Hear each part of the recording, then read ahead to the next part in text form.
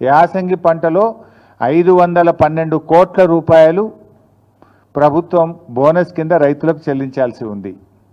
512 కోట్ల రూపాయలు కాదు కదా, 5 పైసలు కూడా బోనస్ కింద ఈ ప్రభుత్వం ఇప్పటిదాకా రైతులకు విడుదల చేయలేదు. కొన్నటువంటి ధాన్యానికి కూడా 4000 కోట్ల రూపాయలు బకాయిలు పడ్డది. మంత్రి గారేమో 48 గంటలు అంటాడు, 10 రోజులైనా ధాన్యానికి డబ్బులు రానటువంటి పరిస్థితి ఉంది. అమ్ముకోవడానికి తిప్పలే, అమ్మిన తర్వాత డబ్బులు రావడానికి కూడా రైతులు ఆ కార్యాలయాల చుట్టూ తిరుగుతూ తిప్పలు పడుతున్న పరిస్థితి ఉంది.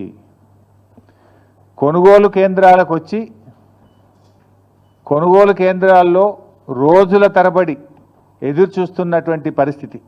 ఇవాళ ఒక 4 లక్షల మెట్రిక్ టన్నుల ధాన్యం కొనుగోలు కేంద్రాల్లో రోజుల తరబడి పెండింగ్లో ఉంది. కొన్నటువంటి ధాన్యం 1 లక్ష మెట్రిక్ టన్నులు మిల్లులకు పంపడానికి లారీలు లేక, మిల్లులు దించుకోక 1 లక్ష మెట్రిక్ టన్నులు మధ్యలో మిగిలిపోయింది.